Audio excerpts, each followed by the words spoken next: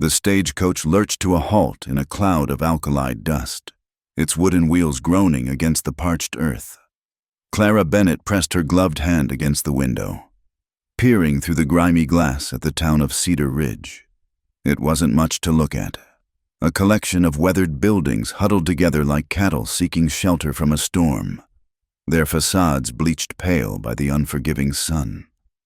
The main street stretched before her, wide and dusty, flanked by a general store, a saloon with bat-wing doors, and what appeared to be a boarding house with a laundry flapping like surrender flags in the hot wind. She drew a steadying breath and adjusted the wide brim of her traveling hat, ensuring it cast a shadow over the left side of her face. The scar that ran from her temple to her jaw seemed to pulse with awareness, as if it knew it would soon be exposed to new eyes, new judgment. Her fingers found the worn handle of her valise, clutching it with a desperation that made her knuckles white beneath her gloves. Inside, pressed between her few belongings and a daguerreotype of her late mother, lay the letter that had driven her across half a continent. "End of the line, miss." The driver called down, his voice rough as sandpaper. "This here's Cedar Ridge." Clara gathered her courage like one might gather scattered cards after a losing hand. She had no choice but to play with what she'd been dealt. The driver helped her down, his calloused hand engulfing hers for a brief moment before he turned to retrieve her trunk from the boot. As her feet touched the ground, she felt the weight of dozens of eyes upon her. The townspeople had emerged from doorways and porches like prairie dogs from their burrows. Women in calico dresses whispered behind their hands, their bonnets bobbing as they leaned together. Men lounging outside the saloon straightened up, their conversations dying mid-sentence. Children playing with hoops and sticks stopped their games to stare openly. Clara kept her chin level, neither high with false pride nor low with shame. She had learned that either extreme drew more attention than quiet dignity. The whispers reached her ears anyway, carried on the wind like tumbleweeds. "Is that her? The mail-order bride? Lord have mercy. Look at her face. Poor Sam. Bet he didn't know what he was getting." Her boots clicked against the wooden sidewalk as she made her way to the designated meeting spot, the bench outside the general store where her correspondents had instructed her to wait. The letter in her valise seemed to burn through the leather, reminding her of all she was running from. All that could still catch up to her if she wasn't careful. She had barely settled her skirts when she heard the jingle of spurs approaching. Looking up, she saw him, Sam McKenna, the man who had paid for her passage, who had written those careful, lonely letters that had seemed like a lifeline when she'd had nowhere else to turn. He was taller than she'd imagined, broad-shouldered in a way that spoke of years of hard labor rather than idle strength. His face was weathered but not unkind, with lines around his gray eyes that suggested he'd squinted into too many sunsets. Dark hair showed beneath his wide-brimmed hat, and a day's worth of stubble shadowed his jaw. He wore simple clothes, denim trousers, a blue cotton shirt, and a leather vest that had seen better days. A Colt revolver rested at his hip, as natural as breathing in this wild country. Sam stopped a respectable distance away, and she watched something flicker across his face as he took in her appearance. Surprise, certainly, but not the revulsion she'd braced herself for. His expression settled into something unreadable, like a poker player studying his cards. "Miss Bennett." His voice was deep, with a slight Texas drawl that hadn't come through in his letters. She stood, smoothing her traveling dress with trembling hands. "Mr. McKenna, yes, I'm Clara Bennett." He removed his hat, revealing hair that was indeed dark brown, touched with early gray at the temples. "Pleased to meet you, ma'am. I hope the journey wasn't too taxing." "It was long," she admitted, unsure how to navigate this strange dance of politeness when they both knew the elephant in the room, or rather, on her face.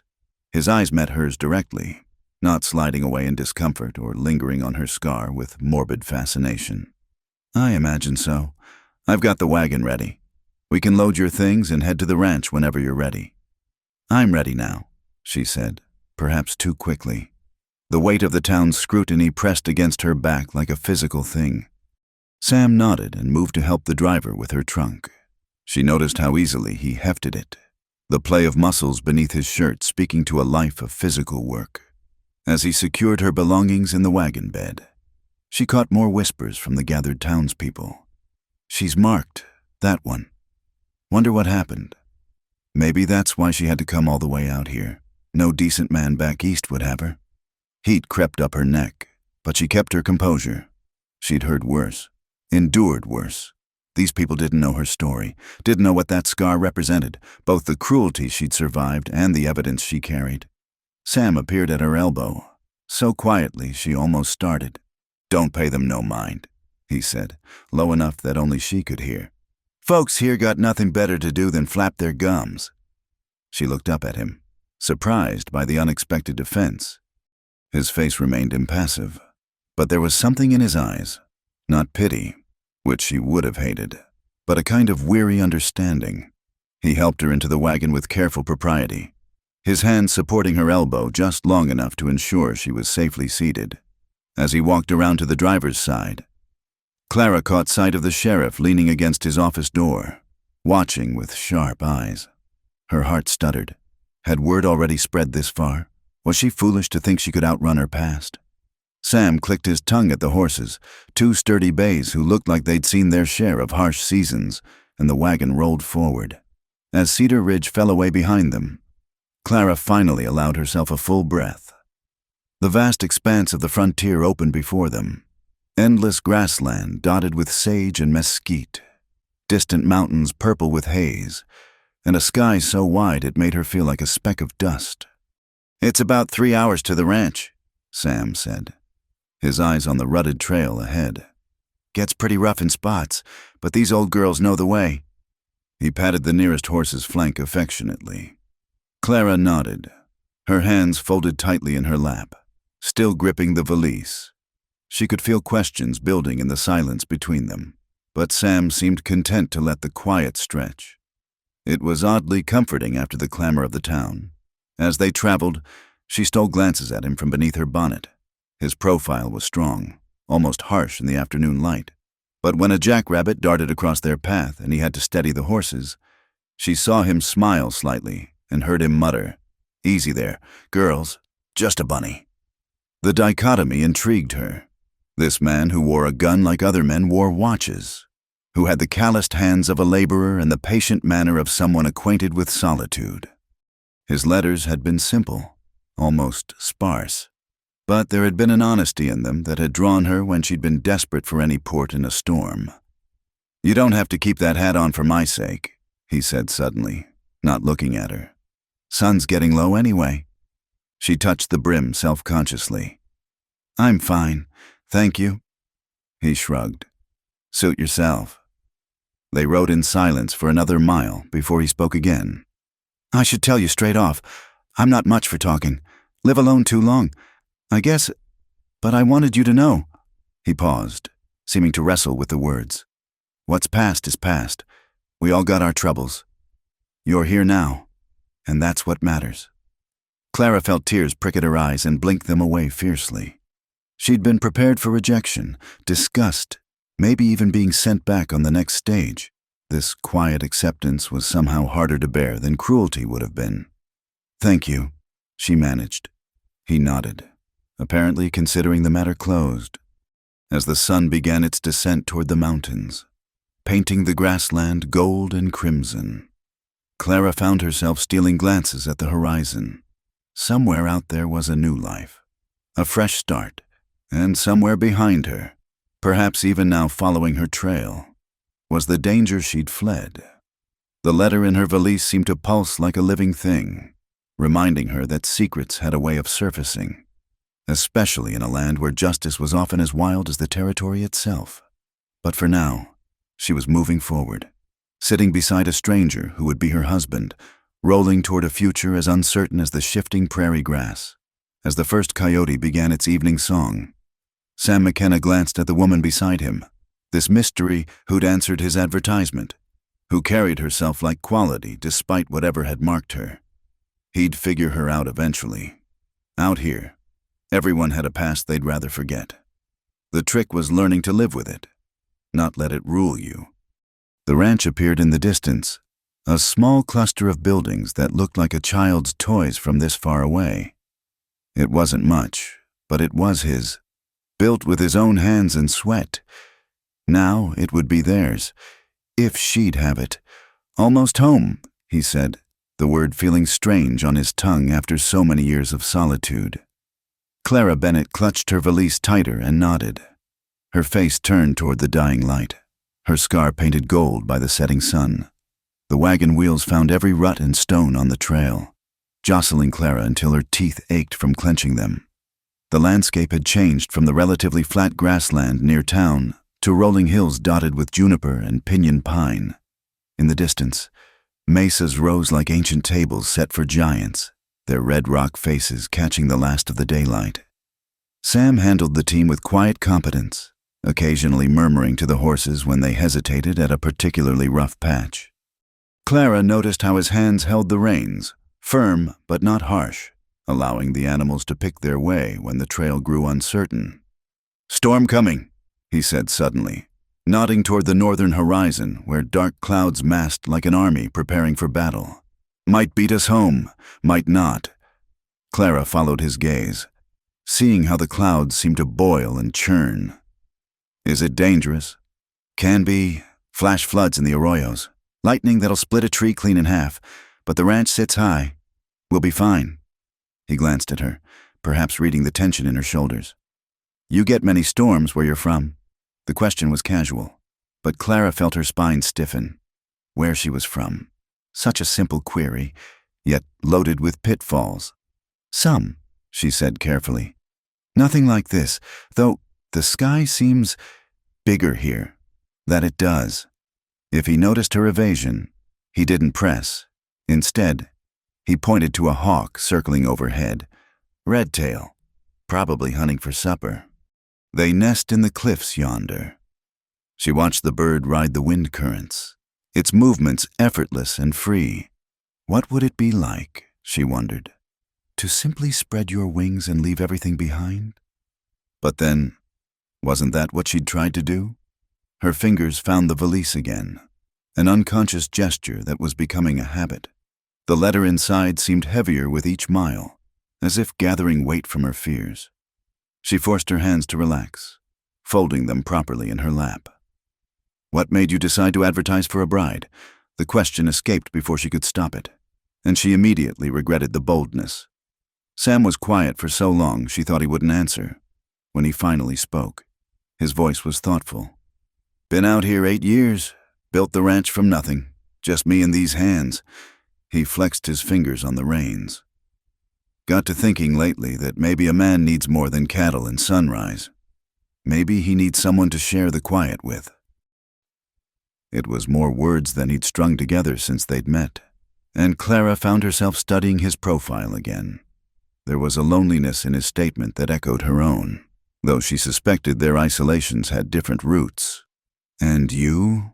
he asked. What made you answer? She had practiced this answer, prepared a story that skirted the truth without embracing outright lies. "I needed a fresh start. Sometimes staying where you are hurts more than leaving everything behind." He nodded slowly.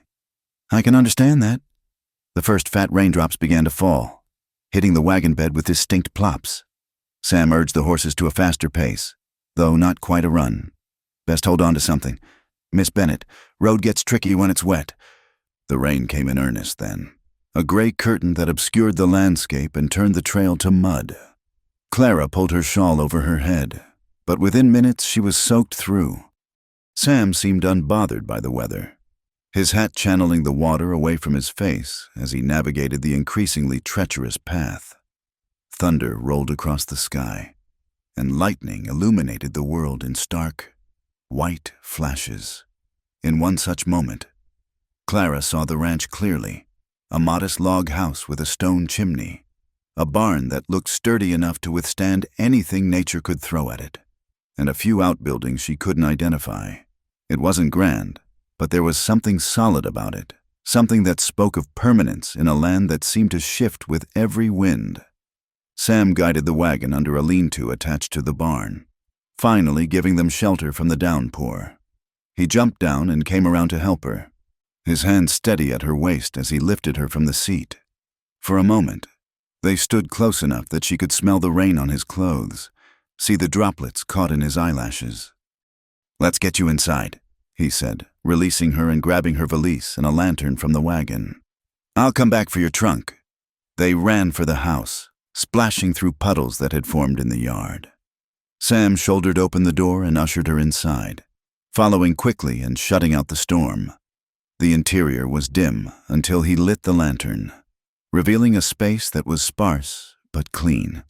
A stone fireplace dominated one wall, cold now but blackened from use. A simple table with 2 chairs occupied the center of the room, and she could see a kitchen area with a wood stove and shelves lined with preserves. A ladder led to what must be a loft, and a door suggested another room beyond. "It's not much," Sam said, setting down the lantern and moving to the fireplace. "But it's weather-tight and warm when the fire's going." Clara stood dripping on the threshold, uncertain. This was to be her home now, this simple dwelling that probably fit inside the parlor of the house she'd fled. Yet there was something honest about it, something that matched the straightforward man now kneeling to build a fire. "It's fine," she said, meaning it. "More than fine." He glanced back at her, and she caught what might have been surprise in his expression. "You're soaked through.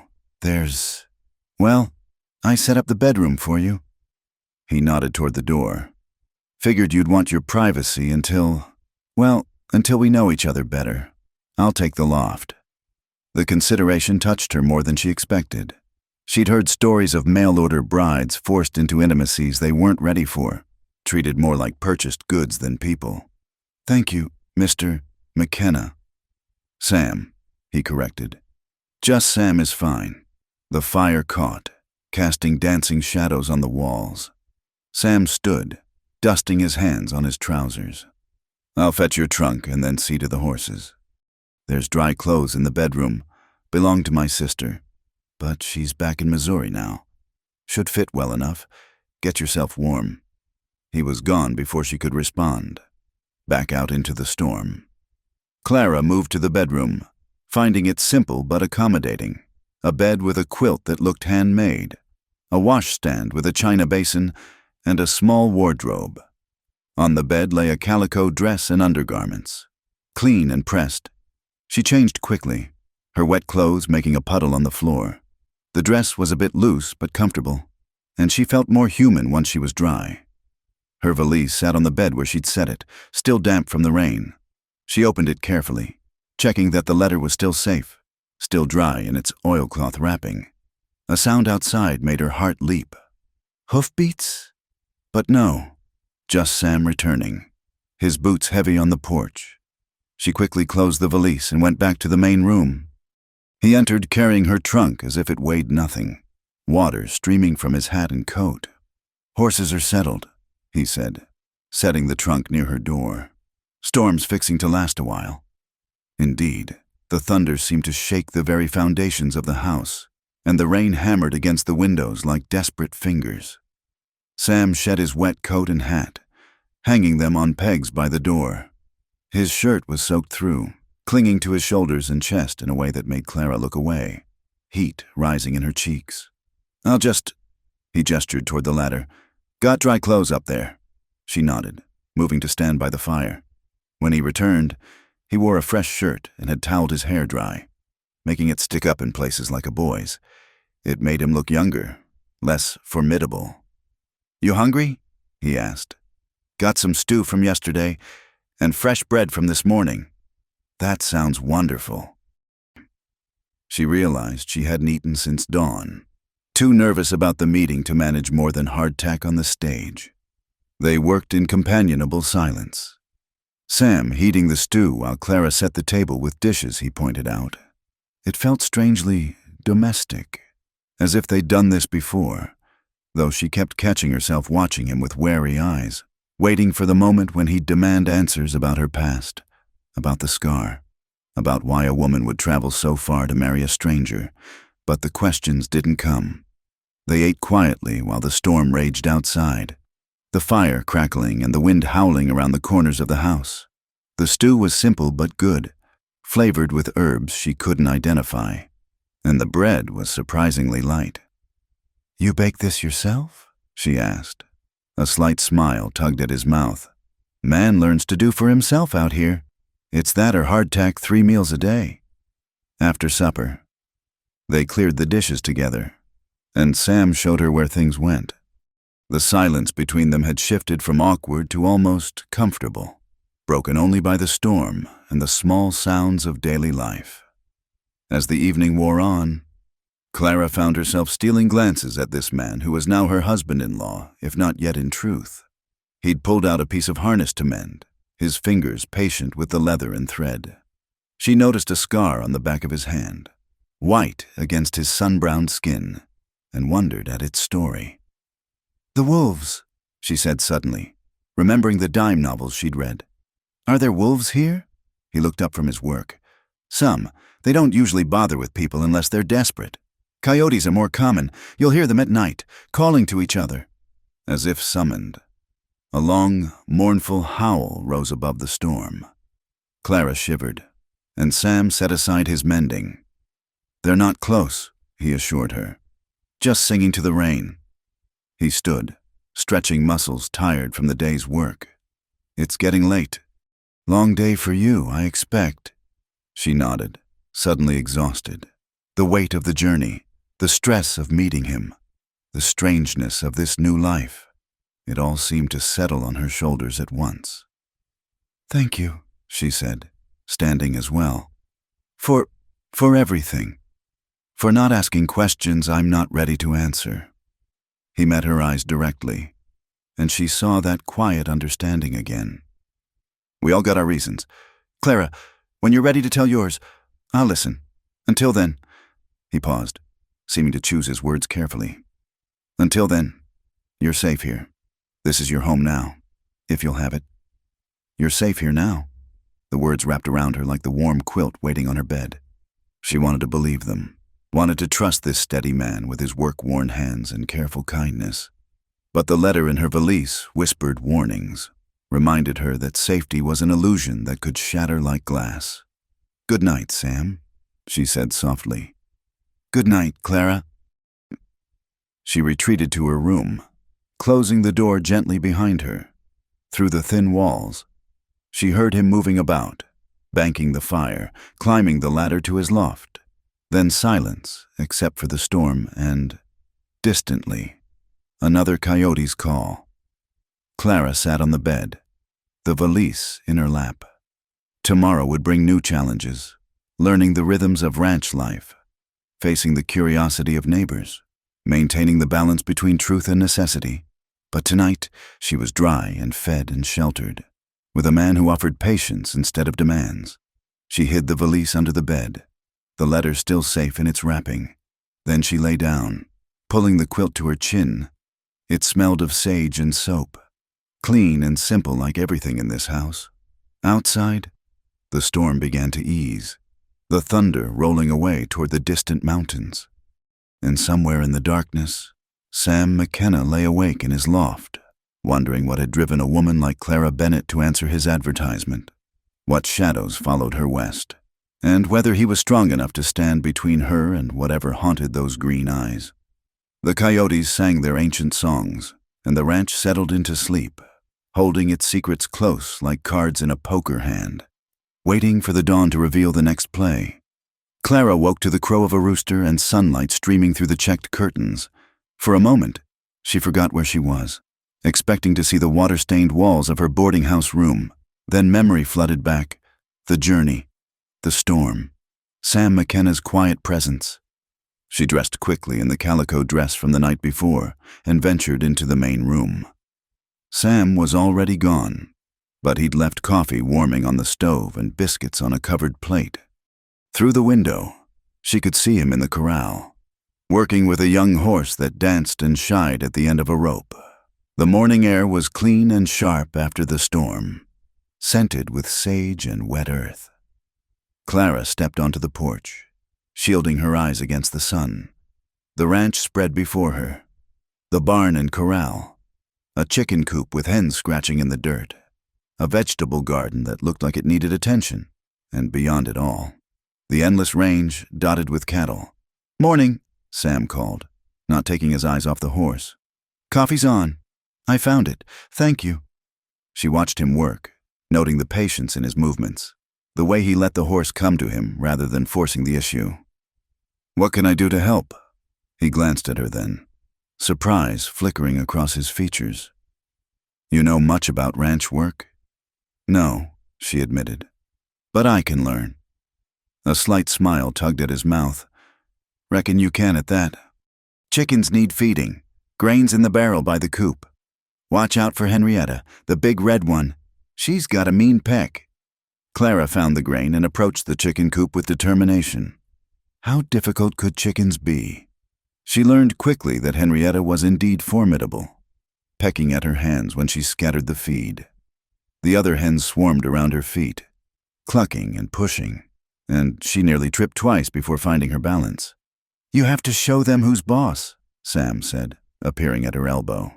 He demonstrated, scattering grain with confident movements that kept the hens at a respectful distance. "They're like everything else out here. They'll test you until you prove yourself." The next few days fell into a pattern. Sam would rise before dawn to tend the stock, leaving coffee and simple breakfast for Clara.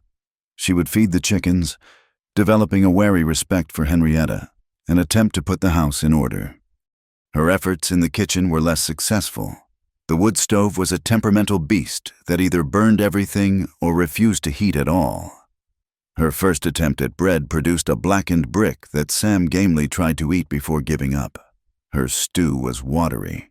Her biscuits could have served as ammunition, and she nearly set the kitchen on fire trying to render lard. Through it all, Sam maintained his patience. He showed her how to bank the stove's fire, how to test bread for doneness, how to season cast iron. His hands would cover hers, guiding her through the motions, and she found herself flustered by the contact, this strange intimacy of learning. On her 4th day, she decided to tackle the garden. The vegetables were struggling with weeds, and she set about pulling them with enthusiasm. Hours later, Sam found her surrounded by devastation. "Clara," he said slowly, "did you pull up all the carrots?" She looked at the pile of greenery beside her, then at his face.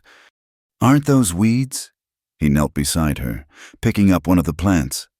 "These are carrot tops. See?" He showed her the orange roots still clinging to the leaves. "Weeds look different here." He pointed to some scraggly plants she'd carefully left alone. Mortification washed over her. "I'm sorry. I've ruined everything." "Nothing's ruined," he said calmly, gathering the carrots. "We'll replant what we can. Eat the rest. You'll learn." But would she? Each day seemed to bring new failures. She couldn't milk the cow without getting kicked. She burned her arm on the stove, and her hands grew raw from the lye soap. The simple tasks that Sam performed without thought were mountains for her to climb. A week into her new life, she ventured to town with Sam for supplies. The journey that had seemed so long in the storm passed quickly in sunshine, but her stomach knotted as Cedar Ridge came into view. The general store was busy with Saturday shoppers. Women in worn calico and sunbonnets clustered near the fabric bolts, their conversation dying as Clara entered. She felt their eyes tracking her movement, heard the whispers start before the door had even closed behind them. That's the scarred bride. Lord knows what she did to deserve that mark. Sam McKenna must be desperate, taking damaged goods. Clara kept her chin up, following Sam to the counter where Mr. Hensley, the proprietor, waited with barely concealed curiosity. "Sam," he nodded, then his eyes fixed on Clara. "Ma'am, my wife needs some things," Sam said evenly. "Clara, tell Mr. Hensley what you need." "Wife." The word sent a strange flutter through her chest. She managed to request flour, salt, coffee, and thread, her voice steady despite the weight of stairs on her back. "Heard you came from back east." "Mrs." Hensley emerged from behind a curtain, her sharp eyes taking in every detail. "What brings a lady so far from civilization?" "Adventure," Clara replied, meeting the woman's gaze directly. "Mrs." Hensley sniffed. "Strange kind of adventure, if you ask me." "Good thing nobody did." Sam said quietly, but with an edge that made Mrs. Hensley step back. They completed their purchases in tense silence. As they loaded the wagon, Clara caught sight of several men lounging outside the saloon, their eyes following her movements with interest that made her skin crawl.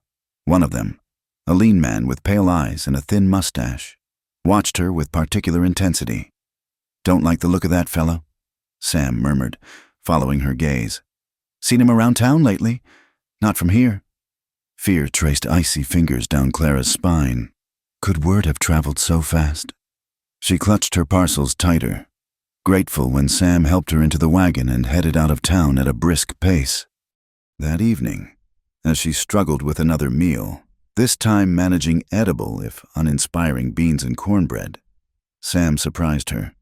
"You're trying too hard," he said, watching her attack the dishes with desperate efficiency. "Rome wasn't built in a day."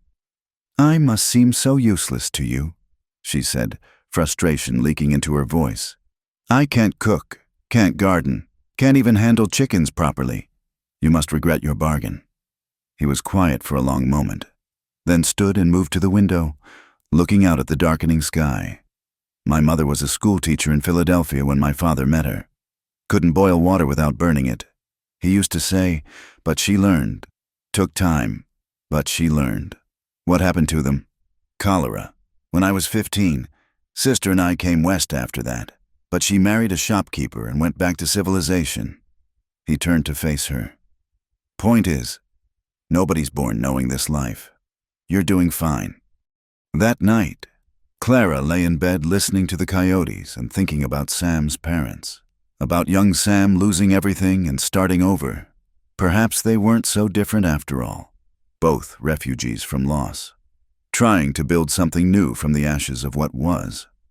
The next morning brought a test she hadn't anticipated. Sam had mentioned moving some cattle to fresh grazing, and she'd volunteered to help, desperate to prove useful. He'd looked skeptical but agreed to let her ride along. The horse he saddled for her was an elderly mare named Buttercup, as gentle as her name suggested. But Clara had never ridden astride before, and the wide western saddle felt foreign and precarious. "Just relax," Sam instructed, adjusting her stirrups. "Give her her head. She knows what to do." At first, it seemed he was right. Buttercup plodded along amiably, following Sam's gelding, and Clara began to feel a spark of confidence. The morning was beautiful, the sky endless, and she could almost imagine she belonged here. Then a rattlesnake sunning itself on a rock decided to announce its presence. The rattle sent Buttercup from placid to panicked in an instant. The mare wheeled and bolted, and Clara lost stirrups and reins in the first wild leap. She clung to the saddle horn, her hat flying off, her hair streaming loose from its pins. The ground blurred beneath her, and she could hear Sam shouting but couldn't make out the words over the thunder of hooves and her own terrified heartbeat. Just when she thought she would surely fall and break her neck, Sam's gelding appeared alongside. His arm came around her waist, lifting her from Buttercup's saddle as if she weighed nothing. For a moment she was suspended between the two horses. Then Sam had her secure against his chest, slowing his mount to a walk. Buttercup, freed of her frightening burden, stopped running and began grazing as if nothing had happened. "You hurt?" Sam's voice was rough in her ear, his arm still tight around her. Clara shook her head, not trusting her voice. She was trembling, whether from fear or the solid warmth of him, she couldn't say. His chest was firm against her back, his breath stirring her disheveled hair. He dismounted, lifting her down with him, and she found her legs wouldn't quite hold her. He steadied her, his hands on her shoulders, and she looked up to find his face closer than it had ever been. His gray eyes were dark with concern and something else, something that made her breath catch. "I'm sorry," she whispered. "I seem to fail at everything here." "You didn't fail," he said firmly. "Snake spooked her. Could happen to anyone." His thumb brushed her cheek, and she realized she was crying. "Hey now, you're safe. You're always safe with me." There it was again, that promise of safety she wanted so desperately to believe. standing there in the circle of his arms, with the prairie wind cooling her tear-stained cheeks and his steady presence anchoring her. She almost could, but then she remembered the pale-eyed stranger in town, the letter hidden under her bed, the danger that followed her like her own shadow. Sam might promise safety, but he didn't know what he was promising to stand against. She stepped back, composing herself. "We should catch Buttercup." He let her go, though something flickered in his eyes. Disappointment, perhaps, or understanding. "Stay here, I'll get her," as she watched him approach the grazing mare with patient steps. Clara touched her cheek where his thumb had been. She was playing a dangerous game, letting herself lean on this man's strength, letting herself imagine a future here. But what choice did she have? Behind lay certain destruction. Ahead lay only uncertainty, and the hope that Sam McKenna's promise of safety might prove stronger than the shadows pursuing her. The sun climbed higher, and somewhere a meadowlark sang its liquid song. Clara straightened her shoulders, pinned up her hair, and prepared to mount Buttercup again. She might fail at everything, but she wouldn't stop trying.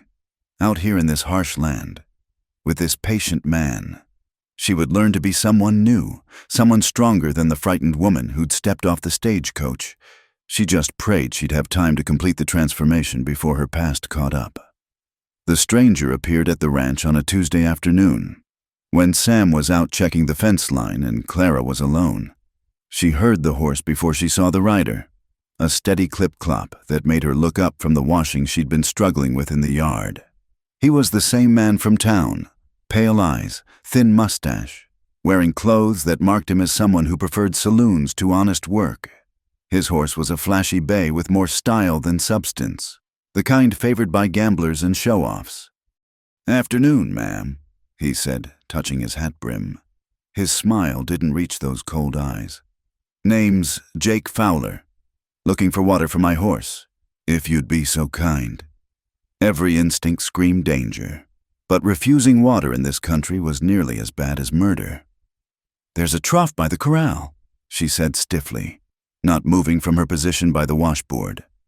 He dismounted with studied grace, leading his horse to drink, but his eyes weren't on the animal. They were on her, studying her face with an intensity that made her want to run inside and bar the door. "Fine place you got here," he said, lounging against the corral fence. "Must be lonely, though, for a lady of refinement." "I'm content." She kept her hands busy with the washing, though they trembled. "Are you now?" He produced a thin cigar from his vest, taking his time lighting it. "Funny thing. Contentment. Sometimes it's just another word for hiding." Clara's blood turned cold. "I don't know what you mean." "Oh, I think you do." He blew smoke into the air, watching it drift. "See, I'm what you might call a collector. I find things that have gone missing, return them to their rightful owners. For a fee, of course." Her hand stilled on the washboard. "I'm not missing." "No? Well now, that's interesting, because there's a certain gentleman back east who seems to think otherwise. Gentleman with deep pockets and a deeper grudge." Fowler straightened, flicking ash from his cigar. "Course, I could be mistaken. Lots of women with scars out here in the territories." The lie came automatically. "I don't know what you're talking about. Don't you?" He reached into his vest, and Clara tensed. But he only pulled out a folded paper. Even from a distance, she could see it was a handbill. "Says here there's a reward for information about one Clara Shaw, late of Baltimore. Seems she disappeared with something that didn't belong to her, something important. Shaw, her maiden name, the one she'd shed like a snakeskin." Her fingers found the wet fabric again, gripping it until her knuckles went white. "My name is Clara McKenna," she said with as much dignity as she could muster. "I'm a married woman, and you're trespassing." "McKenna, right." His smile was sharp as a blade. "Well, Mrs. McKenna, I'll be staying in town for a spell. The Oriental Hotel, if you happen to remember anything that might interest my client." He swung back onto his horse with the same studied elegance. "You have a real nice day now." She watched him ride away, dust devils spinning in his wake. Only when he disappeared over a rise did her legs give out, dropping her to her knees beside the washtub. The letter. He knew about the letter, which meant Edmund Graves knew where she was. Panic clawed at her throat. She should run, right now, before Sam returned. Take a horse and whatever money she could find and disappear again. But where could she go? She had no funds, no friends, nowhere that Graves's money couldn't reach. The sun was sinking toward the horizon when Sam rode in, his shirt dusty from work, his face creased with concern when he saw her still kneeling by the cold washing. "Clara, what's wrong?" She looked up at him, this good man who'd offered her shelter and patience and asked nothing in return.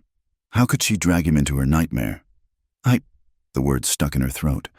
"A man came by, Jake Fowler." Sam's expression darkened. He dismounted quickly, coming to help her stand. What did he want? Water for his horse. The half-truth tasted bitter. "He made me uncomfortable." "Did he touch you? Threaten you?" "No, nothing like that. Just talked." Sam's jaw tightened. "I'll have a word with him tomorrow." "No." The word came out sharper than intended. "Please, it's fine. I just wasn't expecting visitors." He studied her face, and she could see him cataloging the signs of distress she couldn't quite hide. But, true to form, he didn't push. "Come on, let's get inside. The washing can wait." That night, Clara barely touched her supper. She could feel Sam watching her, the questions building behind his careful silence. After the dishes were done, instead of taking up his usual mending, he sat across from her at the table. "I ever tell you why I came west?" he asked. She shook her head, grateful for any distraction from her spiraling thoughts. "Had a farm in Kansas, good land, good life. Had a wife, too, Sarah." His voice caught slightly on the name. "We'd been married 2 years when the Raiders came. Border wars were ugly then, each side claiming God was on their side while they burned and pillaged." Clara's hands stilled in her lap. She'd known he'd lost someone, but not like this. "I was in town when it happened. Came back to smoke and ashes. Found her in what was left of the barn." He stared at his hands, spread flat on the table. Well, doesn't matter now what they did. What mattered was I wasn't there to stop it." "Sam?" She breathed, but he continued. "Spent a year hunting them. Turned into someone I didn't recognize. Someone Sarah would have been ashamed of. Finally realized I was letting them kill me too, just slower. So I came here, built this place board by board. Figured if I couldn't protect what I had before, least I could do was build something worth protecting." He looked up then, meeting her eyes directly. "Point is, we all got ghosts, Clara. And sometimes those ghosts have faces and names and bad intentions. If that fellow Fowler is one of yours, I need to know." The moment stretched between them, taut as wire. She could tell him everything about Edmund Graves, about the letter that could destroy him, about the price on her head. But looking at Sam's weathered face, seeing the old pain there mixed with new determination, she couldn't do it, not yet. "He reminded me of someone," she said finally. "Someone I'd rather forget." Sam nodded slowly. "Fair enough. But Clara, this is your home now. Our home. Nobody's going to drive you from it. Not while I'm drawing breath." The fierce protectiveness in his voice nearly undid her. She wanted to warn him that he didn't know what he was promising, that Edmund Graves had money and power and reach. But the words wouldn't come. That night, she lay awake listening to every sound, each creak of the house, each call of a night bird, each whisper of wind. Was Fowler out there watching? Had he already sent word to Graves? Near dawn, she heard Sam moving in the loft, then his quiet footsteps on the ladder. Through her cracked door, she saw him check the locks, his rifle in hand. He stood for a long moment at the window, a sentinel against the darkness, and she realized he was standing guard. For her, the next day. Sam didn't ride out to check the herd as usual. Instead, he worked close to the house, mending harness in the barn where he could see the approach road, cleaning his rifle with meticulous care, teaching Clara to load and shoot the old Colt he kept in the kitchen drawer. Every woman out here should know how to handle a gun, he said, positioning her hands on the grip. Never know when you might need to discourage unwanted visitors. His hands were warm over hers, steady and sure. The gun was heavier than she'd expected, the metal cold despite the afternoon heat. When she pulled the trigger, aiming at a can he'd set on a fence post, the recoil shocked through her arms. She missed by a mile. Again, Sam said patiently. By the dozenth shot, she could hit the can more often than not. Her arms ached and her ears rang, but there was something powerful about it, this ability to defend herself, to fight back. "You're a quick study," Sam said, and she heard approval in his voice. "Keep practicing, and you'll be out shooting me soon enough." That afternoon, while Sam was in the barn, Clara made a decision. She retrieved the valise from under her bed and carefully removed the letter. The paper was creased but intact. Graves' handwriting still clear and damning. She read it again. This evidence of his guilt that he'd do anything to suppress. A sound outside made her freeze. Hoofbeats approaching fast. She shoved the letter back into its hiding place and grabbed the loaded Colt from the drawer, her heart hammering. But it was only Sam, riding in hard from the direction of town. His face was grim as he dismounted. "Fowler's been asking questions," he said without preamble. "Sheriff says he's got papers, claims to be working for some lawyer back east." Tom Hansen overheard him offering money for information about new arrivals. Clara's hands clenched in her skirts. "What did you do?" "Had a conversation with Mr. Fowler." Sam's smile was sharp as winter wind. "Explained how we handle his type around here. Sheriff backed me up. Told him to move along unless he had official business. He won't give up that easily." "No," Sam agreed. "He won't. Which is why you're going to tell me what he's really after. Clara, I can't protect you if I'm fighting blind." The challenge hung between them. Outside, storm clouds were building again, casting shifting shadows across the yard. Clara felt the weight of the moment, the choice that could change everything. "There's a letter," she heard herself say. "Hidden in my things. It's evidence of a crime. The man who committed it wants it back. Wants me silenced." Sam's expression didn't change. "This man have a name. Edmund Graves. He was my employer's husband in Baltimore." The words came easier now, like a dam breaking. "He killed her, made it look like an accident, but I found the letter afterward. His plan written out. I tried to go to the authorities, but he had them in his pocket. When he realized I knew, She touched her scar involuntarily. Sam's eyes followed the gesture, and she saw understanding dawn. "He did that to you." "His men, a warning. They said next time would be worse." She laughed bitterly. "So I ran, changed my name, came west. I hoped I could disappear. But Fowler found you. Graves must have hired him, others too, probably." She met his eyes, needing him to understand. "Sam, this isn't your fight. I should leave before—" "Stop." His voice was quiet but firm. "You're my wife. Clara. Maybe not in all ways yet, but in the ways that matter. Your fights are mine now. You don't understand. Graves is rich, powerful. He owns judges, politicians. He's never dealt with me." Sam stood, checking his rifle with practiced movements. "Or with frontier justice. Money might buy a lot back east, but out here, a man stands or falls on his own merit." As if to underscore his words, thunder rumbled overhead.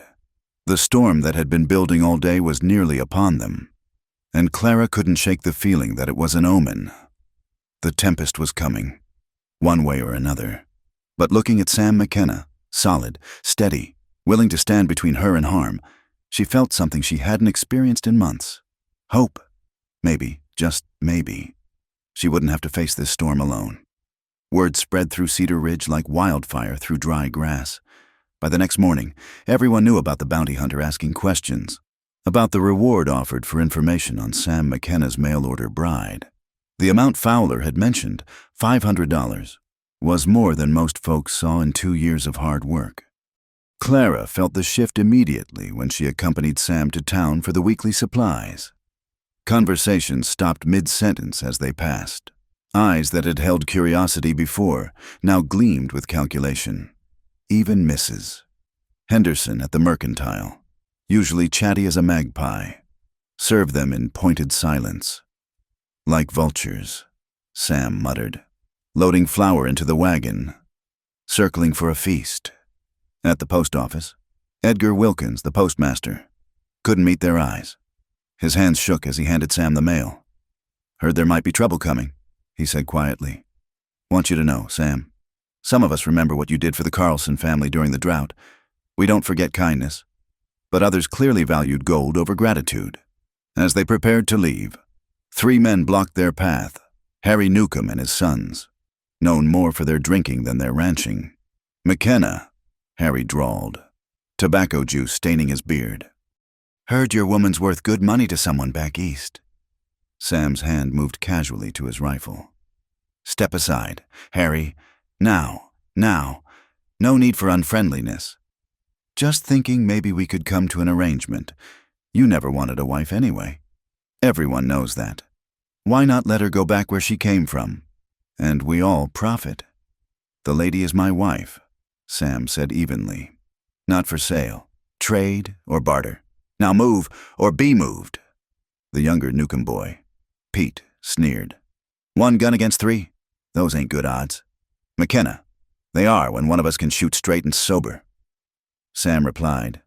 The tension stretched taut until Sheriff Morrison appeared, his own rifle cradled in his arms. "Gentlemen, I believe you were just leaving." "Weren't you, Harry?" Harry spat in the dirt but backed away. "This ain't over. McKenna, that money could change lives around here. Don't expect folks to stay loyal when their children are hungry."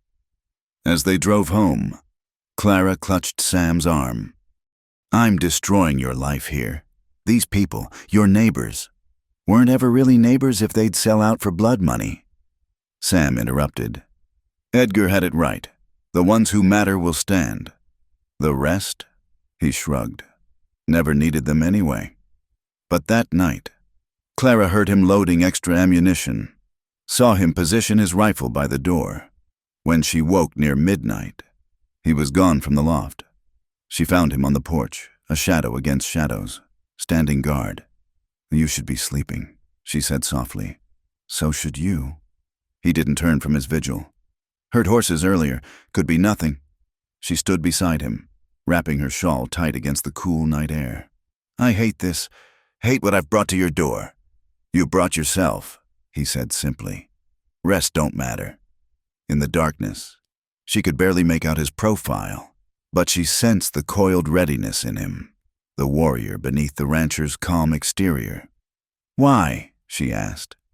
"Why stand for me when you barely know me?" He was quiet so long she thought he wouldn't answer. Then, "Because I've been where you are. Hunted, desperate, alone. Someone stood for me once when I had nothing to offer in return. Man named Joseph Two Hawks, Lakota, found me half dead after Sarah. Taught me to live again instead of just survive." He turned to her then, his face a pale blur in the starlight. "You think you brought trouble to my door? But you're wrong. You brought purpose. Been going through the motions for years, just existing. Then your letter came, and something in it, I don't know, made me want to try again." Clara's throat tightened with emotion she couldn't name. On impulse, she reached for his hand, finding it warm and calloused and steady. He squeezed gently, and they stood that way, facing the darkness together. The attack came 2 nights later. Clara woke to gunfire, the sharp crack of rifles splitting the night. Sam was already down the ladder, rifle in hand, shouting for her to stay down. But she grabbed the Colt and crept to the window, peering through the gap in the curtains. Muzzle flashes lit the yard like deadly fireflies. She counted at least 4 riders, maybe more, circling the house and firing at the windows. Sam had overturned the heavy table for cover and was returning fire with deadly accuracy. One rider cried out and slumped in his saddle. "Give up the woman! McKenna!" It was Fowler's voice, cold and commanding. "No need for bloodshed. She comes with us, and you live. Simple as that." Sam's answer was another shot that sent Fowler's hat flying. Clara couldn't stand it, hiding while Sam fought her battle. She slipped from the bedroom, staying low, the Colt heavy in her hands. A window shattered in the kitchen, and she saw a hand reaching through to unlatch the door. Without thinking, she fired. The hand jerked back with a curse, and footsteps retreated. The recoil nearly knocked her down, but she steadied herself, ready for the next attempt. "Damn it, Clara! I told you to stay put!" Sam didn't turn from his position. "My fight too," she shot back, surprising herself with the steadiness of her voice. The battle seemed to last hours, but was probably only minutes. Sam was a fortress, picking his shots with terrible precision. Clara watched the back entrance, firing when shadows moved too close. The Colt clicked empty, and she fumbled to reload as Sam had taught her, spilling bullets in her haste. Then, sudden as summer lightning, it was over. The thunder of hooves retreated into the night, leaving only powder smoke and the ringing in her ears. Sam remained at his position for long minutes before finally lowering his rifle. "You hurt?" he asked, crossing to her in 2 strides. "No. You?" "I'm fine." But she saw blood on his shirt sleeve, a graze from a bullet that had come too close. She touched the wound gently, and he caught her hand in the aftermath of violence, with the acrid smell of gunpowder still heavy in the air. Something shifted between them. He pulled her against him, and she went willingly, burying her face in his chest, feeling the rapid beat of his heart. "Thought I might lose you," he said roughly into her hair. "I'm not that easy to get rid of," she managed, attempting lightness through her tears. He pulled back enough to see her face, his thumb brushing away the moisture on her cheeks. "No," he agreed. "You're not." Dawn came like a blessing, revealing the damaged bullet holes in the walls, broken windows, blood in the dirt where wounded men had fallen. Sheriff Morrison arrived with a posse, but the attackers were long gone. "Fowler lit out before sunrise," the sheriff reported. "But Harry Newcomb's boy Pete took a bullet. He's at Doc Hartley's. Might not make it." Harry's beside himself, saying Fowler promised easy money. Nobody was supposed to get hurt. "Fools always believe the devil's promises," Sam said grimly. The sheriff studied them both, his weathered face troubled. "This isn't over. Fowler will be back, probably with more men. Maybe you should consider—" "Running," Clara interrupted. "I've done enough of that. Sheriff, this is my home now." Morrison nodded slowly. "Then we'd best prepare. I'll deputize some men. Post watches.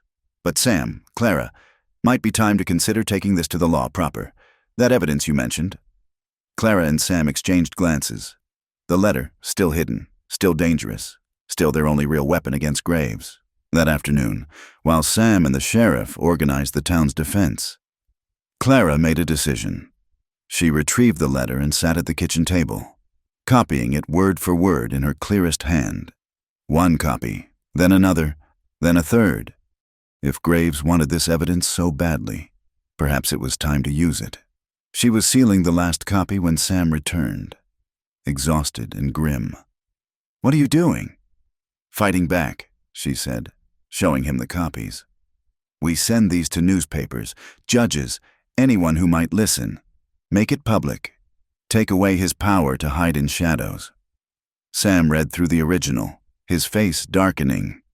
"This is, by God, Clara, he planned it all, his own wife. She was kind to me," Clara said quietly. "Treated me like family, not a servant. When I found her that morning, I knew it wasn't an accident. Then I found this in his study, hidden in a book, and he tried to silence you for it." She touched her scar. "Said it was a reminder to be careful what I saw, what I said, but I couldn't let him get away with it. Martha deserved justice." Sam sat heavily, reaching for her hand. "Brave of you, foolish maybe, but brave." "I was terrified," she admitted. "Still am. But I'm tired of running, tired of looking over my shoulder. Either we end this or it ends us." He squeezed her fingers. "Then we end it. Together. That night, they prepared for siege. Windows were boarded. Ammunition stacked ready. Tom Hansen and Edgar Wilkins came with their rifles, taking positions in the barn. Even Doc Hartley appeared, medical bag in one hand, old army revolver in the other. "Pete Newcomb died an hour ago," the doctor reported quietly. "Harry's broken up about it, blaming Fowler for filling the boy's head with poison. He wants to help." And so their small army grew. Men who'd chosen loyalty over lucre, justice over easy money. As darkness fell, Clara stood with Sam on their bullet-scarred porch, watching the horizon for signs of trouble. "Whatever happens," she said, "I want you to know. I'm glad I answered your advertisement. Glad I found you." He wrapped an arm around her shoulders, pulling her close. "So am I. Clara, so am I." The night stretched ahead, full of danger and possibility. But for the first moment since she'd fled Baltimore, Clara felt she was exactly where she belonged, beside this man who'd chosen to stand with her, in this wild land where courage mattered more than money, where love could grow even in the shadow of violence. Tomorrow would bring whatever it would bring. Tonight, she was home. The attack came with the new moon, when darkness lay thick as wool over the prairie. Clara had dozed fitfully in a chair, the Colt in her lap, when the first shot shattered the kitchen window. "They're here!" Tom Hansen's shout from the barn was almost drowned by a fusillade of gunfire. Sam was already at his position, rifle barrel gleaming in the lamplight. "Stay low," he commanded, then began returning fire with mechanical precision. This time, Fowler had come prepared. Clara counted muzzle flashes, 8, maybe 10 men, approaching from multiple directions. They'd learned from the last attempt, keeping to cover, coordinating their assault. "McKenna!" Fowler's voice carried across the yard. "Last chance. The woman comes with us, and everyone else lives. You've got good men bleeding for nothing." Clara heard Edgar Wilkins cry out from his position near the chicken coop. Her heart clenched, but Sam never wavered. "Anyone bleeds on my land, it's on your head. Fowler!" he shouted back. The battle intensified. Windows shattered, wood splintered, and the acrid smell of powder filled the air. Clara moved between the back door and the side window, firing when she saw a movement, trying to ignore the voice in her head saying this was all her fault. A torch arced through the darkness, landing on the barn roof. Then another, and another. "Fire!" someone screamed. "Doc, Tom, get out of there!" Sam roared, but kept his position, knowing that abandoning the windows meant certain death. Through the chaos, Clara saw 2 figures stumbling from the barn, Doc Hartley supporting a wounded Tom Hansen. Flames were already licking at the hay stored in the loft, casting dancing shadows across the yard. That's when she saw him, a man creeping along the side of the house, out of Sam's line of sight. Without thinking, she moved to intercept, stepping onto the porch just as the attacker rounded the corner. They faced each other for a frozen moment. He was young, maybe 20, with scared eyes and shaking hands on his rifle. Clara raised the Colt, her finger on the trigger. "Please," the boy whispered. "I got family. Fowler said it'd be easy money." She could have shot him. Should have. Probably. Instead, she heard herself say, "Run, now. Don't come back." He fled into the darkness, and she turned to find Sam watching her, something fierce and proud in his expression. The barn fire cast hellish light over the battle, making targets of both defenders and attackers. Clara could see Fowler now, directing his men from behind an overturned wagon. His pale eyes found hers across the distance, and his thin lips curved in a smile that promised retribution. Then Harry Newcomb appeared out of nowhere, grief and rage making him reckless. "For my boy!" he screamed, charging Fowler's position with an old shotgun.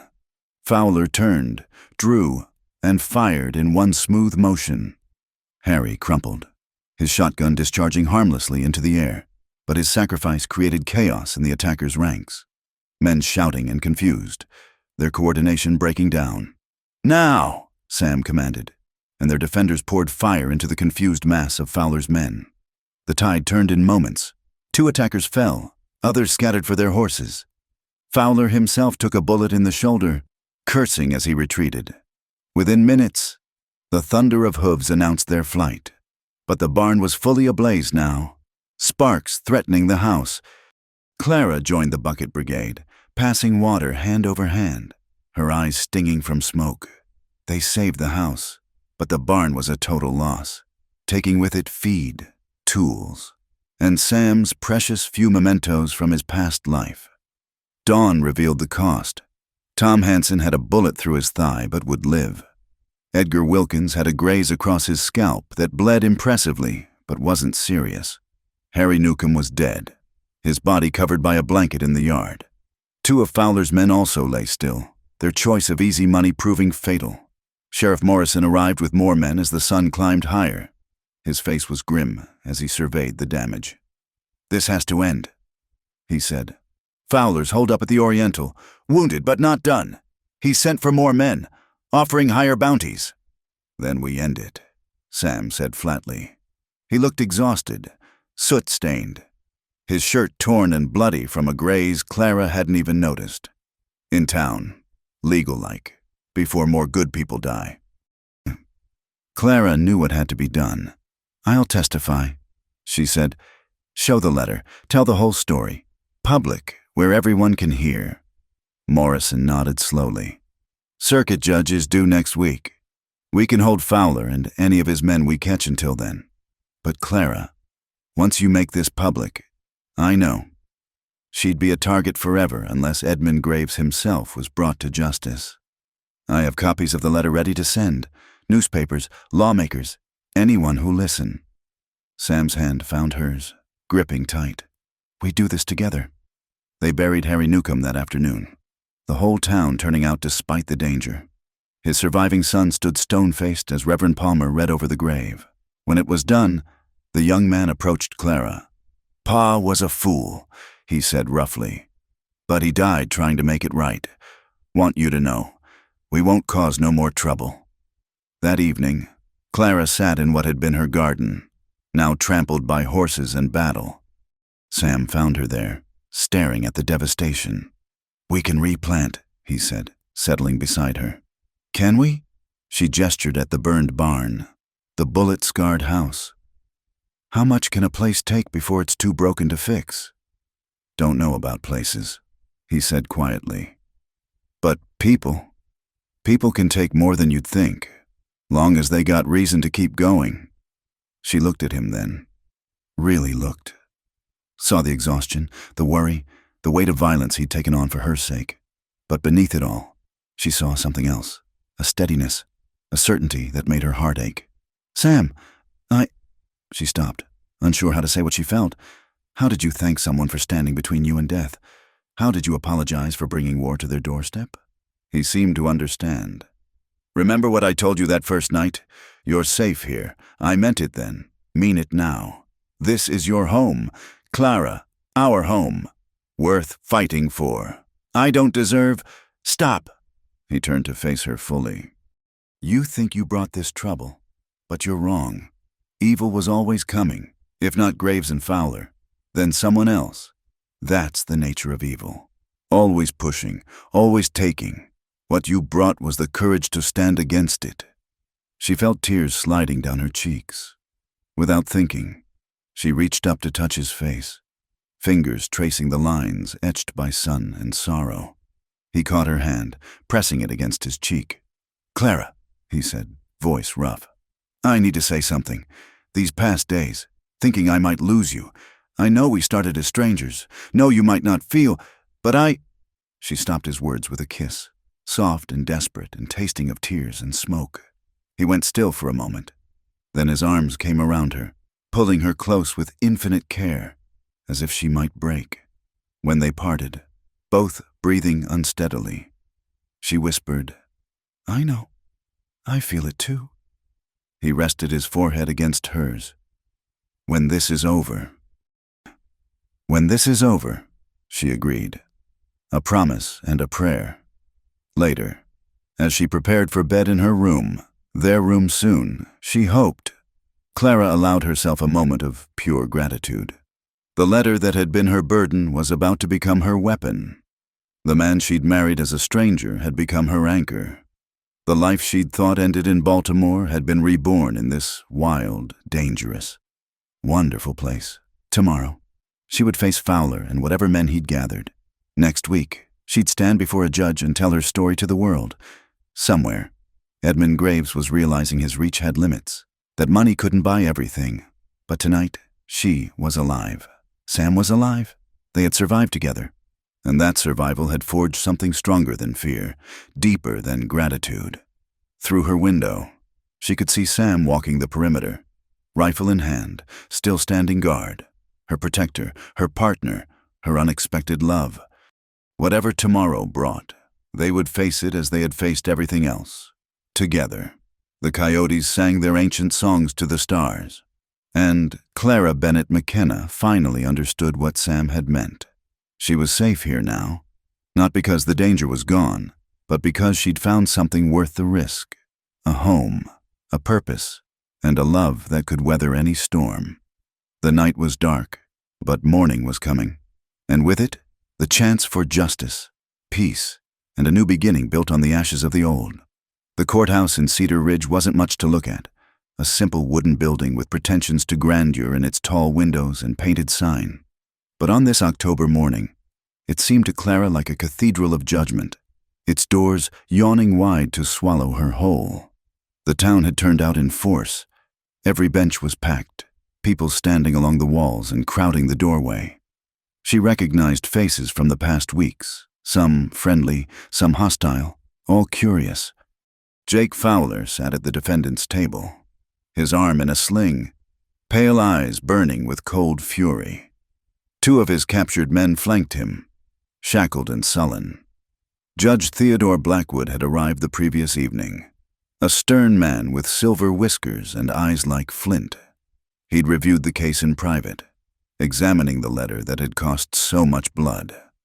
Now he sat behind his bench, gavel in hand, ready to bring order to chaos. "This court will come to order," he intoned, and the crowd settled like birds on a wire. "We are here to examine charges of conspiracy, attempted kidnapping, assault with deadly force, and murder in the case of the Territory versus Jake Fowler and Associates." Clara sat in the front row between Sam and Sheriff Morrison. She wore her best dress, the blue calico Sam had bought her in town, properly pressed despite their lack of an iron since the fire. Her hands trembled in her lap until Sam covered them with his own, steady and warm. "The prosecution may call its first witness," Judge Blackwood announced. District Attorney Marcus Webb, brought in from the county seat, stood. "Your Honor, we call Mrs. Clara McKenna." The walk to the witness chair felt like miles. Clara was aware of every eye upon her, every whispered comment about the scarred mail-order bride who'd brought violence to their peaceful town. She settled into the hard wooden chair, placing her hand on the offered Bible. "Do you swear to tell the truth, the whole truth, and nothing but the truth, so help you God?" "I do." Her voice came out stronger than she'd expected. Webb approached with careful courtesy. "Mrs. McKenna, please tell the court your full name and where you came from." Clara lifted her chin. "My name is Clara Bennett McKenna. Before that, I was Clara Shaw of Baltimore, Maryland." A murmur rippled through the crowd. She saw pencils scratching in reporters' notebooks. 3 had come from as far as Denver when word of the story spread. "And why did you leave Baltimore?" This was it, the moment she'd dreaded and prepared for. Clara took a breath and began. "I was a companion to Mrs. Martha Graves, wife of Edmund Graves, a prominent businessman. On the morning of March 15th, I found Mrs. Graves dead at the bottom of the stairs in their home. Was it an accident? That's what Mr. Graves claimed, what the police reported." Clara's hands clenched. "But I knew better. Mrs. Graves had confided in me that she'd discovered her husband was embezzling from his business partners. She planned to expose him." "Objection." Fowler's lawyer, a nervous man named Pettit, stood. "Hearsay. Your Honor." "Overruled," Judge Blackwood said curtly. "Continue. Mrs. McKenna." "After the funeral, I was organizing Mr. Graves's study when I found a letter, in his own hand, detailing his plan to eliminate his wife before she could ruin him. Webb produced the letter, now sealed in an envelope. Is this the document you found? Clara examined it, though she knew every word by heart. Yes, Your Honor, we submit this as evidence. Webb handed it to the judge, who read it with deepening frown lines. Mrs. McKenna, what happened when Mr. Graves discovered you had this letter? Clara's hand moved unconsciously to her scar. He sent men after me. They marked me as a warning, said next time would be worse, so I fled. And Mr. Fowler arrived here claiming to be a bounty hunter, offered money for information about me, then attempted to take me by force. During the last attack, Harry Newcomb was killed and Tom Hansen wounded. The crowd stirred at the mention of their own.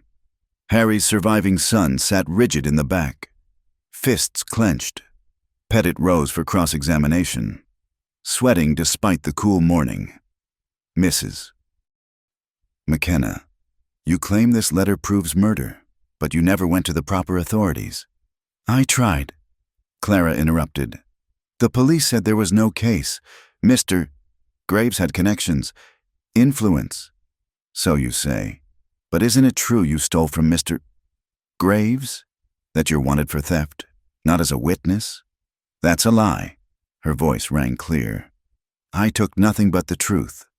Yet you ran, changed your name, married a stranger to hide your identity. Clara met his beady eyes steadily. I ran because I wanted to live. I changed my name because Edmund Graves has a long reach. And I married Sam McKenna because... She glanced at Sam, saw the encouragement in his eyes. Because his letters spoke of an honest life in an honest place. I thought I could find justice here that was denied me in Baltimore.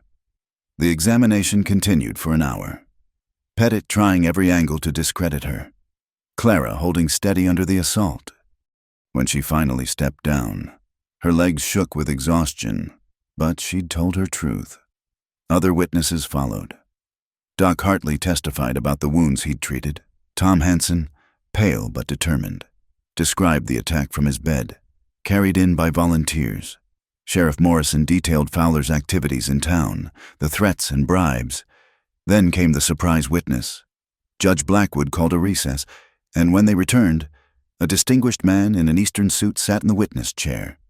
Clara gasped. She recognized him as James Hartwell, one of Edmund Graves's former business partners. Mr. Hartwell, Webb began. How do you come to be here? I received a copy of a letter last week, Hartwell said, producing a paper, one of Clara's copies. Along with a newspaper account of these proceedings, I've suspected Edmund of wrongdoing for some time, but this confirms my worst fears. He testified for 30 minutes, detailing financial irregularities, suspicious circumstances around Martha Graves's death, and Edmund's increasingly desperate attempts to cover his tracks. By the end, the crowd was buzzing like angry bees. Fowler's defense was brief and unconvincing. His men offered reduced sentences, turned on him readily, admitting they'd been hired to retrieve Clara and the letter by any means necessary. Finally, Sam took the stand. Clara had begged him not to, fearing Pettit would twist his past against them. But Sam insisted. Mr. McKenna, Webb said, tell us about your wife. Sam's eyes found Clara's. She came here scared but trying not to show it, worked harder than any Eastern lady should have to, learning ranch life, never complained, never asked for anything but a chance. His voice roughened. When Fowler came threatening, she could have run again. Instead, she stood and fought. That's the kind of woman she is. You've known violence yourself, haven't you? Pettit interjected. Your first wife was murdered, yes. Sam's jaw tightened. Which is why I know what justice means to those left behind. Clara deserves that justice. Judge Blackwood deliberated for less than an hour. When he returned, the courtroom fell silent as a tomb. Jake Fowler, the evidence against you is overwhelming. Conspiracy to kidnap, assault with deadly force, and proximate responsibility for the death of Harold Newcomb. You are remanded to territorial prison to await transport and further trial in Maryland for conspiracy to conceal murder." Fowler's face went white, then red. As the deputies moved to take him, he lunged toward Clara. "You don't know what you've done. Graves will—" Sam was faster, stepping between them, and Fowler found himself face first on the floor with Sam's knee in his back. "He'll do nothing," Sam said quietly. "His game is over." Judge Blackwood wasn't finished. "As for the matter of Edmund Graves, this court recommends immediate investigation by federal authorities. The evidence presented here, combined with Mr. Hartwell's testimony, warrants full prosecution." He looked directly at Clara. "Mrs. McKenna, you've shown considerable courage. This court recognizes your marriage as legal and binding, and any attempts to extradite you under false pretenses will be met with the full force of territorial law." Clara sagged with relief. It was over, not completely, perhaps never completely, but the immediate danger had passed. The truth was public now, spreading like wildfire through telegraph wires and newspaper stories. Outside the courthouse, the crowd parted for them. Some nodded respectfully. Others turned away, but Clara didn't care. She had Sam's arm to lean on, Sheriff Morrison and Doc Hartley flanking them, even Tom Hanson on his crutches managing a smile. "Buy you folks a drink?" Morrison offered. "Think we've earned it." "Later," Sam said. "Right now. We're going home." Home. Their bullet-scarred, barnless ranch that needed rebuilding. Clara had never heard a sweeter word. As they drove out of town, Clara pulled the last copy of the letter from her bag. Without a word, Sam stopped the wagon. Together, they walked to a flat rock overlooking the valley. Clara struck a match, and they watched Edmund Graves's carefully penned evil turn to ash and smoke, drifting away on the prairie wind. "It's done," she said softly. "No," Sam corrected, pulling her close. "It's begun." He was right. Behind them lay Baltimore and blood and sorrow. Ahead stretched years of possibility, crops to plant, buildings to raise, maybe children to teach about courage and standing firm against wrong. "Mrs. McKenna," Sam said formally, though his eyes danced. "Would you do me the honor of actually marrying me, proper-like, with words and witnesses and whatever fancy dress you want?" Clara laughed, really laughed, for the first time in months. "Yes, Mr. McKenna, I believe I would." As they headed home, the sun broke through the clouds, setting the grassland ablaze with golden light. Somewhere, Edmund Graves was learning that justice, though sometimes delayed, could not be denied. Jake Fowler would face trial in 2 territories now. His bounty hunting days ended. But here, on this weathered wagon seat beside the man who'd stood for her when standing seemed impossible. Clara Bennett McKenna faced forward. The scar on her face would always remind her of where she'd been. The calluses on her hands would tell of where she was going. And the steady presence beside her, this man who'd promised safety and delivered so much more, would be her anchor through whatever storms might come. The road home stretched before them, rutted and rough, but theirs to travel together behind them. Cedar Ridge settled back into its rhythms, forever changed by the reminder that sometimes one person's courage to speak truth could shake the foundations of power itself. Justice had found its voice in a frontier courthouse, carried by a scarred woman who'd refused to be silenced and a quiet rancher who'd refused to let her stand alone. It was, Clara thought as Sam began whistling tunelessly, a very good beginning indeed. Spring came early that year, painting the prairie in shades of green and gold. Clara stood in what would be their new garden, her hands deep in the rich soil, planting seeds with careful precision. 6 months had passed since the trial, and the ranch bore little resemblance to the battlefield it had been. The new barn rose proud against the sky, built with the help of neighbors who'd come to respect the McKennas' courage. Tom Hanson, fully healed, had organized the barn raising, and even the Newcomb family had contributed lumber, their way of making peace with the past. "Looking good," Sam said, coming up behind her. He wrapped his arms around her waist, resting his chin on her shoulder. "Though I still say the carrots go in the next row." Clara laughed, leaning back against him. I think I know carrots from weeds now. Thank you very much. Do you now? He turned her to face him, smiling at the smudge of dirt on her nose. My proper Eastern lady's become a proper ranch wife. Nothing proper about me anymore, she said, gesturing at her work dress and sun-browned arms. I've even learned to outspit Henrietta when she gets uppity. The chicken in question strutted past, giving them what could only be described as a disdainful look. They'd rebuilt the coop larger than before, and Henrietta ruled it with an iron beak. A rider approaching made them both tense from old habit, but it was only Edgar Wilkins from town, a package under his arm. Afternoon, Sam, Clara, he called, dismounting. Got something special from the post office, from Baltimore. Clara's heart skipped, but Sam's hand found hers, steady as always. Edgar handed over the package with a knowing smile. Feels like good news, if you ask me. Inside was a letter from James Hartwell and a newspaper clipping, Clara read aloud, her voice growing stronger with each word. Mrs. McKenna, I thought you should know that Edmund Graves was convicted on all charges last month. The federal investigation uncovered more than we imagined: embezzlement, fraud, and sufficient evidence to convict him of Martha's murder. He will spend the rest of his life in prison. Your courage in preserving and sharing that letter saved not just yourself, but prevented who knows how many future victims. Martha would be proud.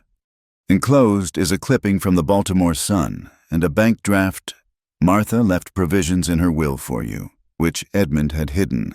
It's not much, but she wanted you to have something to start your new life.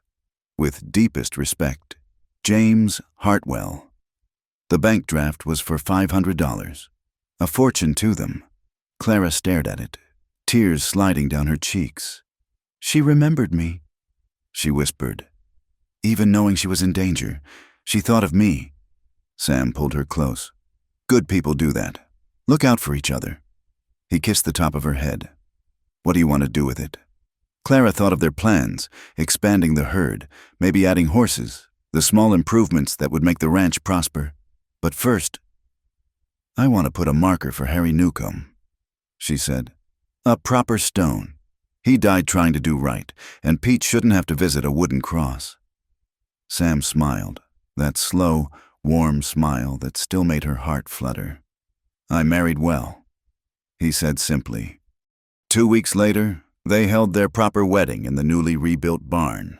Reverend Palmer officiated, with Sheriff Morrison standing as best man and Mrs. Hartley as matron of honor. Clara wore a dress ordered from Denver, not white, which would have been impractical, but a soft blue that brought out her eyes and made her scar less noticeable. Not that she minded the scar anymore. It had become part of her story, like the calluses on her hands and the confidence in her step. Some of the town women had even started asking her advice, seeing her as someone who'd survived and thrived. Tom Hanson played fiddle for the dancing, his leg good as new. Edgar Wilkins called the squares, and even Doc Hartley attempted a reel with his wife. The barn was full of light and laughter, so different from the smoke and gunfire that had marked their real beginning. No regrets? Sam asked as they swayed together. Neither of them particularly skilled at dancing, but content to hold each other. Not one, Clara said, meaning it. You? Only that it took so long to find you. Pete Newcomb approached during a break in the music, hat in hand. He'd grown in the months since his father's death, taking on the ranch work with serious dedication. Mrs. McKenna, he said formally, wanted to thank you for the stone. Pa would have been proud, and I'm glad you stayed. Town needed to remember that standing for what's right matters more than easy money. Later, as the celebration wound down and guests began departing, Clara and Sam stood outside, watching stars emerge in the vast prairie sky. Their friends called goodbyes, wagon wheels crunching on the road, until it was just the two of them and the infinite night. You know what I love most about this place? Clara asked, leaning against Sam's shoulder. What's that? The space to become who you're meant to be. Back east, I was just a servant, defined by my station. Then I was a victim, defined by my scar. But here. She gestured at the land stretching endlessly before them. Here I'm Clara McKenna, rancher's wife, chicken wrangler, and apparently local hero. Sam chuckled. Don't forget terrible cook turned passable baker. That too? She turned in his arms, studying his face in the starlight. You gave me all this, a chance, a home, a name that means something. You earned it, he said seriously. Every bit of it. I just provided the opportunity. They walked back to the house, their house, rebuilt stronger than before, with a proper bedroom they now shared and plans for additional rooms someday. The letter that had brought such turmoil was gone, but its purpose had been served. Justice had prevailed, love had grown from unlikely soil, and the future stretched before them full of promise. That night, as coyotes sang their ancient songs and the wind whispered through the grass, Clara traced the scar on her face one last time. Tomorrow she would wake to chores and challenges, to the endless work of ranch life and the simple pleasures of building something lasting with the man she loved. But tonight, safe in Sam's arms, she let herself remember the frightened woman who'd stepped off that stagecoach. Valise clutched tight, certain she was bringing nothing but trouble to a good man's door. You're safe here now. Sam had said that first night, and every night since. Now, finally, she believed him. Not because the danger was gone, life would always hold dangers, but because she'd learned that safety wasn't a place or a promise. It was two people choosing to stand together against whatever storms might come, building something stronger than fear, deeper than scars. The ranch slept under its blanket of stars, and Clara McKenna slept too, no longer running, no longer afraid. She was home, truly home, in this wild land that had tested her and found her worthy, with this man who'd offered shelter and discovered love. The morning would bring new seeds to plant, new challenges to face, but it would also bring Sam's smile over coffee, Henrietta's imperious demands for grain, and the satisfaction of earth under her fingernails and sun on her face. She'd written a new life for herself out here where the horizon never ended, and it was a story worth every terrifying, difficult, glorious chapter. The woman with scars had become a woman with strength, and the mail-order bride had found something far more precious than safety. She'd found herself, and in finding herself, she'd found everything. The prairie wind sang through the new barn's boards, and somewhere in the darkness, a meadowlark added its voice to the night's chorus. Life went on, as it always did, but richer now for the trials survived and the love discovered along the way. Clara smiled in her sleep, one hand resting over Sam's heart, feeling its steady beat, the rhythm of home, of safety, of a love that had grown from desperate correspondence to unshakable truth. The end. Thank you for listening to this Wild West love story. We'd love to know where you're enjoying this tale from. Leave a comment below and let's connect. Don't forget to subscribe to From Wild West channel and share your thoughts about Clara and Sam's journey. Your support means everything to us.